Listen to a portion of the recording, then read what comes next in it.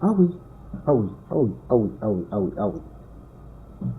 Nous, Wazalendo, nous sommes là.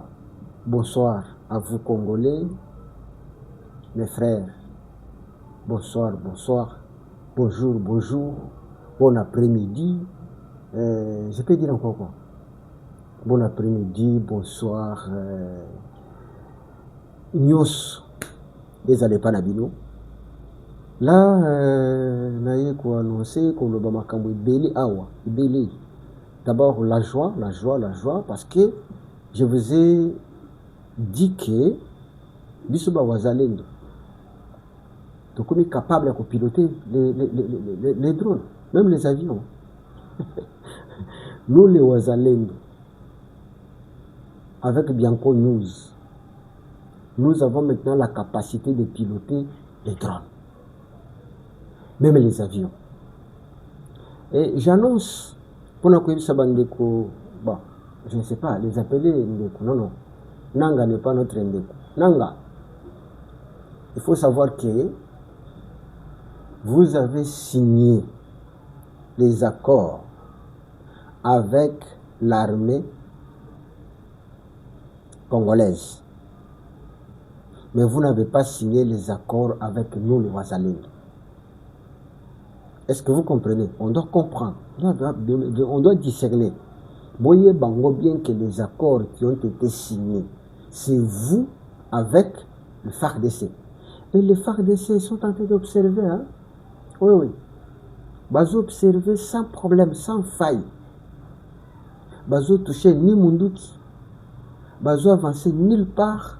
Bafandi, Bazo zela vos accords. Et vous aussi, vous êtes là. Mais nous défendons la nation congolaise. Toujours défendre ma belle Nabiso. Parce qu'ils ont Bisso ba congolais. Ils ont un envahisseur. Un envahisseur, non. Et je vous dis que le 25, dans la matinée, dans le village, il y a Bugarara, c'est la nationale numéro 5. Où ils ont relié Bukavu na Uvira. Barwande balina bakota bazonzela wana pote bakota à travers Bukavu, mais baibaki que les mises zakabu. Mises ils ont traqué partout. Tout là la raté. Hein? Tout là la raté. Directement baniba déborder vers Nyangezi. Na Nyatende. Donc bazwa qui descend Nyangezi et Nyatende. Pour te bali kana atteindre Walungu. Mais every time on a entré image, je me suis dit mais ce n'est pas possible. Ce n'est pas possible. Un colonel là avec Batounaye, il croyait que non, maintenant bateau il va la pongi, bazoye bateau. Nous veillons jour et nuit. Pendant que bazo progresser bakoma, tu miseli bangomini, hein. Tu t'es mis kaka moi drone moko imati likolo. Tango a frappé, aïe. Namoni makolo kokatana, maboko kokatana. Donc toloni bango. Oui. Maintenant nous n'avons plus besoin c'est que baya kolokota nzoto na bango bakendo kunda na Rwanda. Non. Nous voulons maintenant mettre l'engrais chimique. Non, on a tout besoin d'engrais naturel. Voilà. Parce que notre sol a besoin. Il y a kolia moi makila na bangwana, moi banzoto na bangwana, quand même moi santé, nzoto nani moi mabeli na biso, ils ont moi santé. Tant que kimia kokota, ça pourra nous servir. Il y a kolona ndenge to mesana kolona ba biloko na biso et puis nos animaux bakoki kolia matiti. C'est pourquoi toloni bango. Toloni bango. Je ne vais pas vous montrer les images parce que au moins nakoki koluka moi ndambo, nakoluka moi ndambo parce que bino oyo bozali ya biso faut bomona tala ka moi bord wana ndenge betaki bango. Regardez, flamme Donc, tout ce monde, il fallait que tumba bango. Hein, que tumba bango, de façon que ma belle n'a pas de santé. On les a mutuka na bango, on wazaki nango bazokende, bazoluka koma faufile, bakota ngambo mususu. Mais ils ne savaient pas que non, bakolo mabele, bazali. Au moins l'image wana. Ok.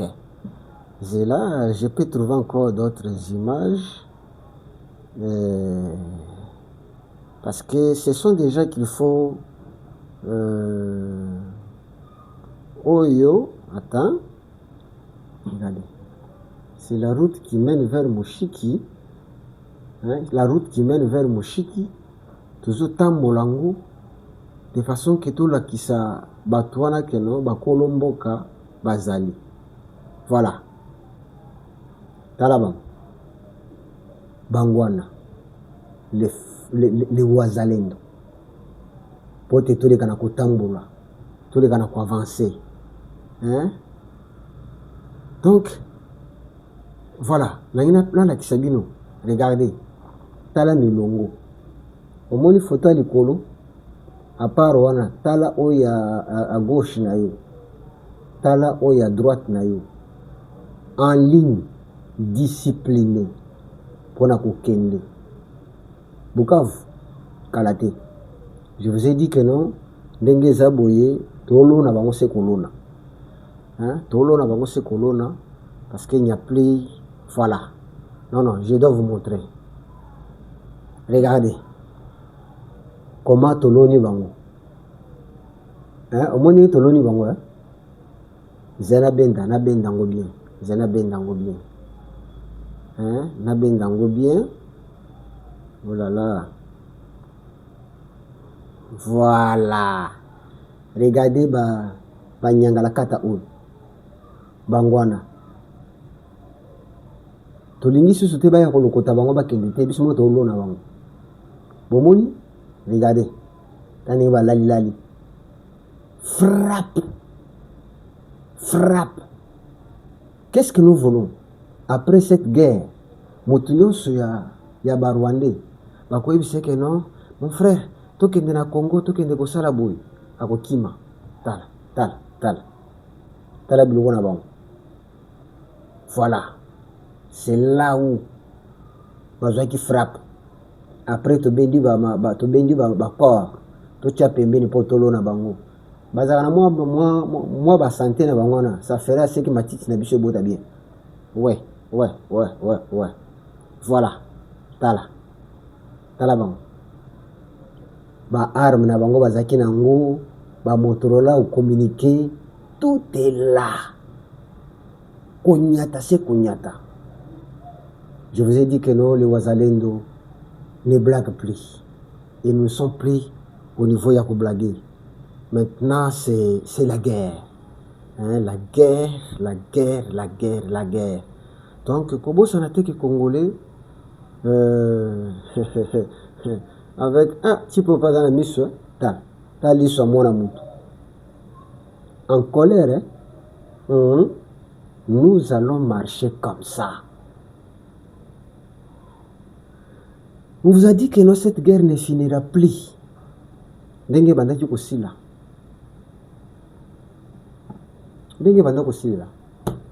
Oh non, tofandi, tobandi kosolola, tobandi. Non. Cette guerre est kosuka subongote. Donc, ils ont été frappés. Je vous ai montré les images. Savez-vous que le RDC n'a pas d'armée? Donc c'était faux. Il fallait simplement dire que non. Le FARDC est affaibli par des infiltrations. Le FARDC était affaibli par des traîtres. On avait au moins, je dirais, 50% de traîtres dans notre armée. Donc 50% des Congolais, mais 50% des Rwandais. Et les 50% là, des soi-disant Congolais, ce sont des gens qui étaient déjà entraînés à affaiblir l'armée. Congolais Lamuka. Je voudrais que Congolais Lamuka ne commettez plus l'erreur. Donc, retenez que Toloni Bango, Makiti. Ce que tu as dit, Toloni, Tobeti, Tozu Bango, Toloni Bango. Parce que qu'on a besoin d'espace en Kundate, Bakorobo n'a pas besoin de lire. Bachakal n'a besoin de lire. Donc c'est comme ça. Pas de pitié. Pas de pitié. C'est Congo-là. Ce n'est plus le Congo d'aujourd'hui. Donc retenez que Makambwezo le Kanakuna, même Bango Moko n'arrive pas à comprendre parce qu'il se pose des questions. Est-ce que Ezakaka Congo Oyotoyebaki ou bien Oyezé le Oumsous? Mais je peux seulement les aider avec une réponse. Non. Oyezaka Congo Bino Boyebaki.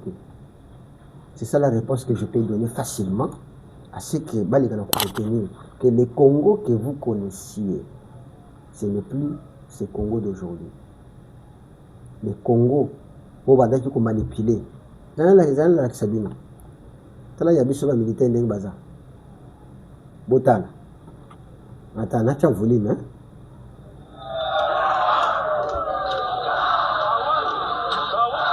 Ba wazalendo.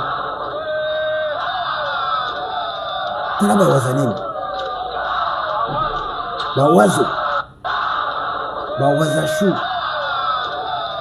Et Sengo. Voilà. Koza voilà. Makambo kuluka lisusu non. Boye. Ba négociation tout mopanzi. On a déjà beaucoup négocié. On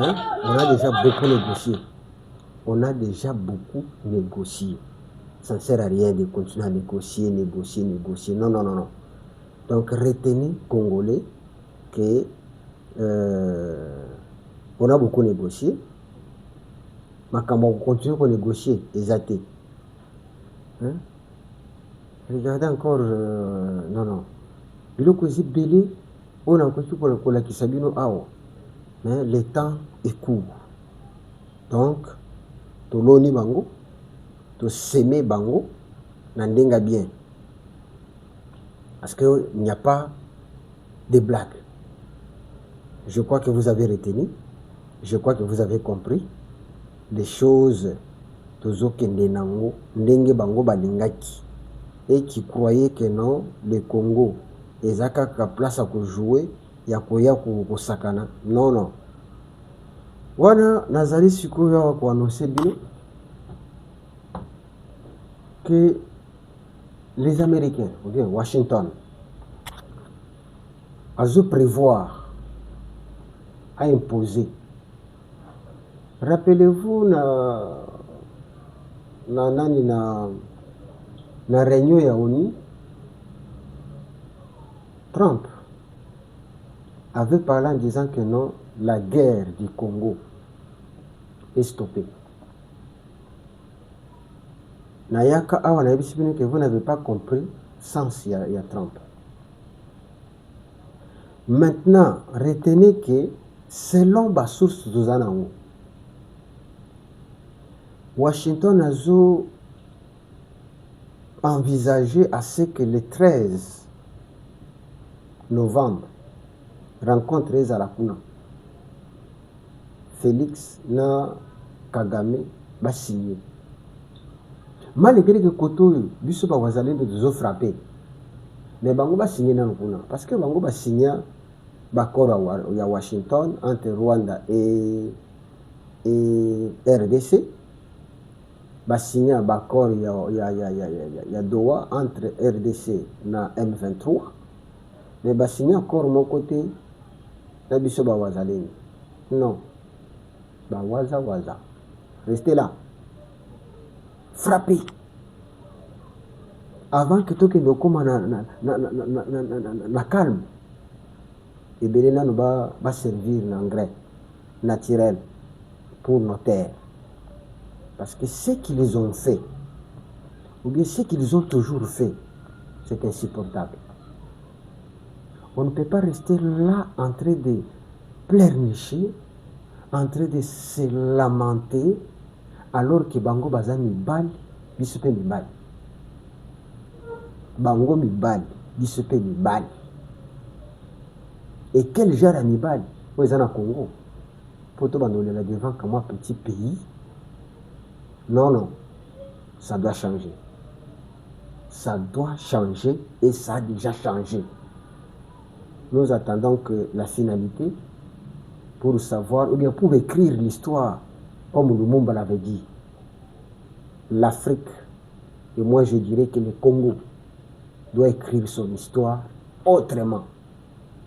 Pas l'histoire il y a bateau PPRD, pas l'histoire il y a bateau FCC, pas l'histoire de soi-disant sauvons le Congo. Non, mais ça c'est une histoire qui restera avec nos enfants, savoir que le Congo était dominé par le Rwanda, mais il y a eu éveil patriotique qui a fait que ceux qui se croyaient faibles sont devenus forts. Ceux qui se croyaient faibles, ceux qui se croyaient inutiles. Et c'est pourquoi j'encourage tout le monde. Et je vous demande toujours de partager nos émissions, d'inviter les autres. Vous avez beaucoup de groupes, non?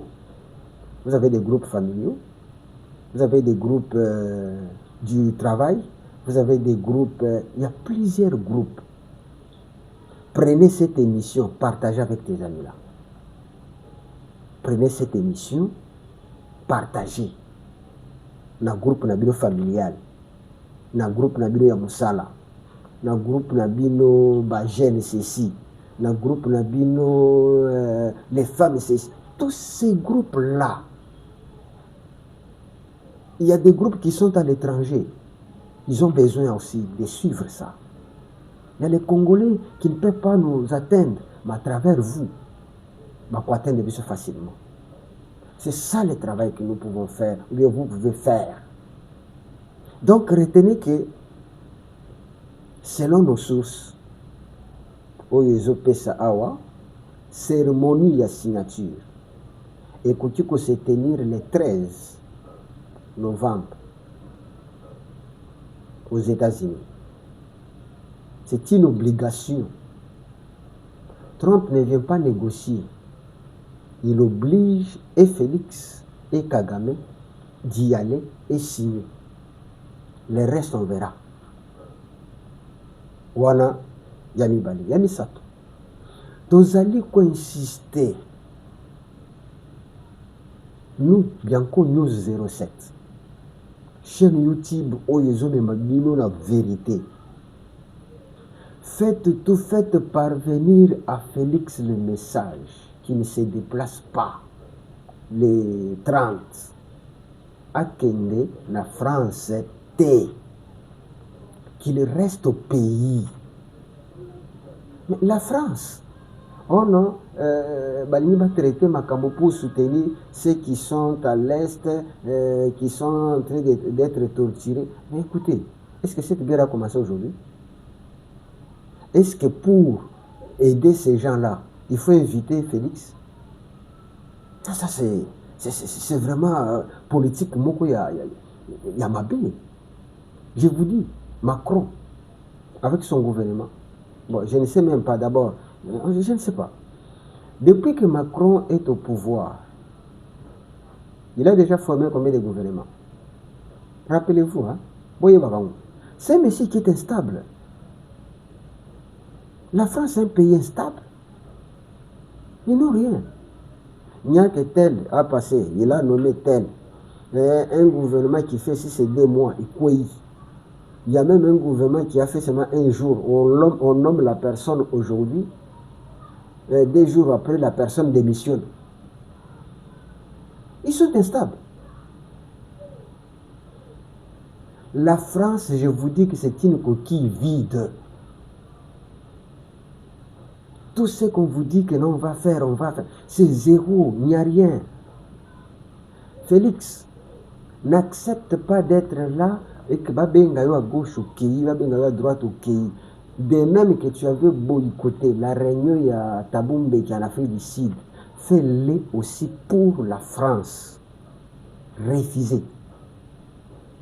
Et si vous ne refusez pas, prenez une personne, allez nous représenter, ou bien vous représenter. Mais vous restez dans ces pays, parce que nous savons que la France, c'est un pays ennemi au Congo. Ne suivez pas les dires, non, non.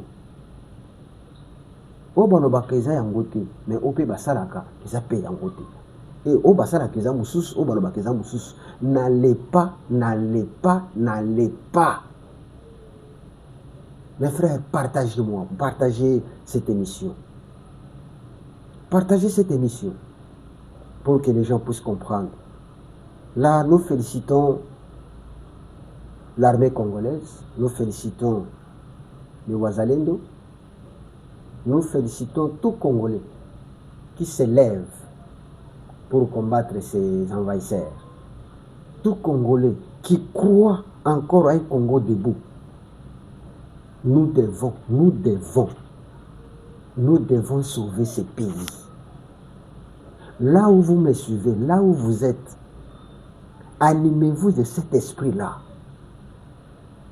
Ce que moi je demande, c'est quoi? Bianco News demande. Si vous êtes charpentier, animez-vous de l'esprit de sauver le Congo. Vous êtes mécanicien, ayez en vous le sentiment de sauver le Congo. Vous êtes maître avocat, vous êtes un professeur de campus, vous êtes, je ne sais pas qui, militaire, économiste.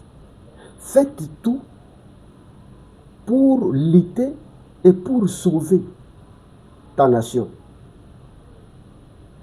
La nation congolaise a besoin de vous. Ne tombez pas. Ça fait longtemps que nous sommes considérés comme étant un pays moko inutile. Un pays qui n'avançait pas. Non, non. Tozui siko décision. Yakobo la makambo. Makambo fo e bongwama. E ko bongwama na yo.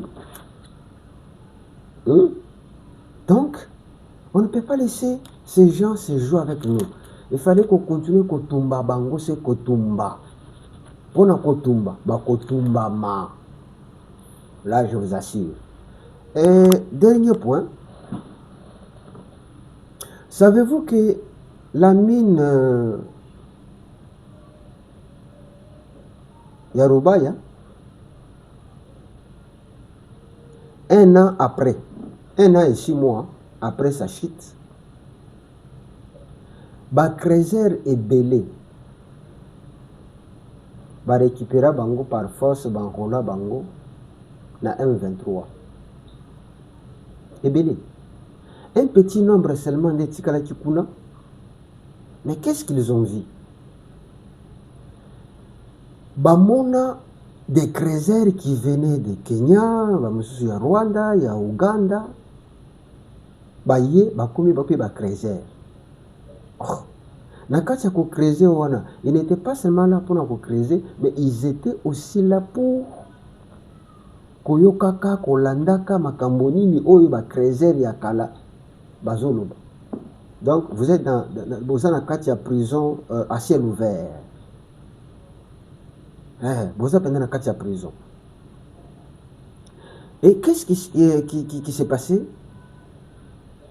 À chaque fois, tout Krezer, nous tenions ceux à Azaki wana comme étant Krezer, il fallait afuta pour kotana mino ke ndekutimola. Il faut futa. Et tout Krezer et sengela qui a futa non à son carte. À son carte. C'est quoi bas négociant parce que à part ba creuser bao batimolaka ntango babimisaka ba minéraux to cobalt na bango bayaka nango na bao babengi ba négociants. Ce sont eux qui leur payent et ba négociants nde bato bazokende na ba minéraux na bango mpona kokende koteka na Rwanda. Et ba négociants esengelaki oyo adhéré na kati association oyo bango moko bacréa, donc ba Rwandais bacréa association moko boye oyo esengelaki oyo adhéré, mais il y a des conditions pour l'adhésion. Et puis tout minéraux esengeli etekama kaka na Rwanda. Yokananu bandeko congolais tant nazomona ba congolais mosusu bala bakana sauvons le Congo. Yo, sauvons le Congo. Qui peut sauver le Congo? Ces gens-là. Aïe. Alors, minéraux non se bandaki ko bimana Rubaya. Place à côté que Zaïka Moko. C'est au Rwanda. Il y avait agence Moko Ezawana créée par des rebelles. Agence wana nde mutezucha ba mention pona kolakisa keno minéraux oyo euti na Rwanda. Taxe oyo ezalaka du temps RDC moko bandaki ko contrôler minéraux na ye to mine na ye, c'était $1.2. C'était taxe oyo bandaki ko futa na ba creuser. Mais lelo taxe wana ekomi na $4. Voilà. Nazo sabine ba oyo bato bazo baza penda bazo makambo te. Donc taxe qui était à $1.2 pendant que c'est la RDC qui dirigeait mine nae, mais aujourd'hui avec ba M23 na AFC les taxes ils en a $4. C'est ça, libérateur, bayoko libéré bino.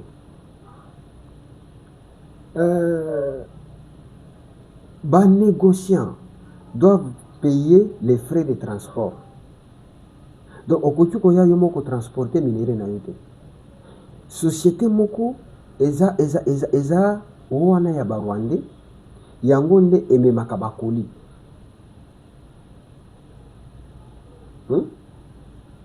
Et pour bakoli wana esalama, ça doit être étiqueté.